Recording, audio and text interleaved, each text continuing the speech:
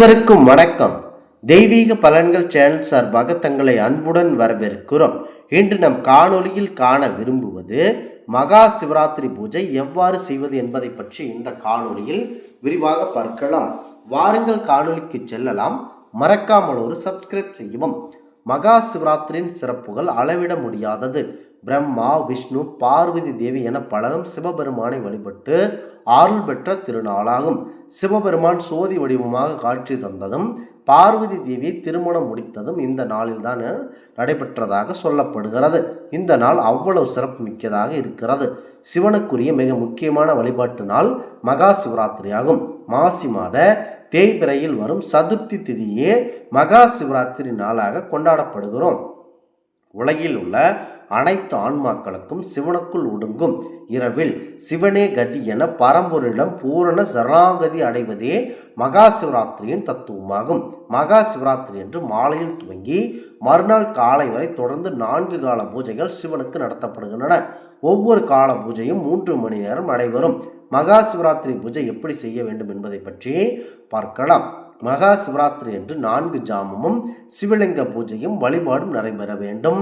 சிவ பூஜை வழிபாடு செய்வோர் முதற் ஜாமத்தின் போது மூலமூர்த்திக்கு பஞ்சகவ்யத்தினால் அபிஷேகம் செய்து சந்தன குழம்பு சாத்தி வில்லும், தாமரை, துளசி ஆகியவற்றால் அர்ச்சித்து பாசி பருப்பு நெய்வேத்தியமாக படைத்து பூஜை செய்ய வேண்டும். 2வது ஜாம பூஜையின் போது பஞ்சாமிர்தத்தினால் அபிஷேகம் செய்தால் அகில் குழம்பு சாத்தி வில்வம், தாமரை, துளசி ஆகியவற்றால் அர்ச்சித்து பாயாசம் நிவேதனமாக வைத்து சிவபெருமானுக்கு பூஜை செய்ய வேண்டும். 3ஆம் ஜாமத்தின் போது தேன் அபிஷேகம், பச்சை கற்பூரம், சுண்ணாம்பு சாத்தி எள்ளெண்ணம் நிவேத்தியம் செய்து நீங்கள் நிவேதித்து பூஜை செய்ய வேண்டும். 4ஆம் கால ஜாம பூஜையின் போது கரும்பு சாற்றினால் அபிஷேகம் செய்து குங்குமம் சாத்தி வில்வம், நந்தியவனந்தம் கொண்டு அர்ச்சித்து சுத்த அன்னம் படைத்து பூஜை செய்ய வேண்டும். அணுசக்தியை விட மந்திர சக்தி, எந்திர சக்தி பலம் வாய்ந்தவை. அதனால் மகா சிவராத்திரியின் 4 காலங்களிலும் சிவ மந்திரங்களை உச்சரிப்பது மிகவும் சக்தி வாய்ந்ததாகும். இந்த சிறப்பாகும்.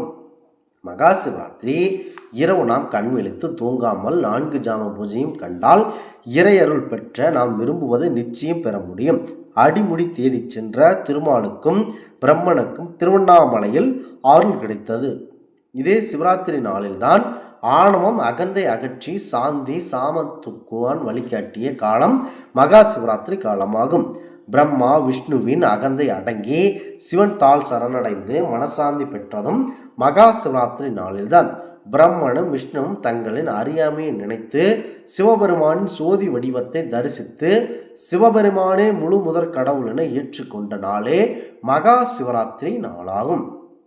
உலகத்துக்கு காத்தருளுமாகவும் ஏகம் பொருளாகவும் ஆதி அந்தம் இல்லாதவராகவும் இறப்பு பிறப்பு இல்லாதவருமான முழு முதற் கடவுளாகிய பாரம்பரிய சிவபெருமானுக்கு மகத்துவம் நிறைந்த விரதம்தான் மகா சிவராத்திரி விரதம். இந்த சிவராத்திரி விரதம் மற்ற விரதங்களை விட ஆர்க்கடாட்சம் நிறைந்த விரதமாகும்.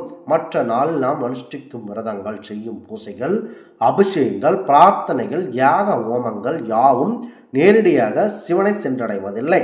எல்லா நிகழ்வும் தேவர்கள் மற்றும் அஷ்ட திக்கு பாலர்கள் மூலம்தான் சிவனை சென்றடைகிறது.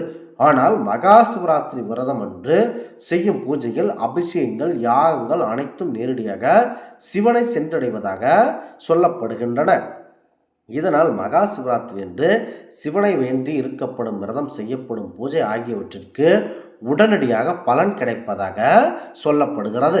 அடுத்ததாக சக்தி 9 ராத்திரி, அது நவராத்திரி. சிவனுக்கு ஒரு ராத்திரி, அது சிவராத்திரி.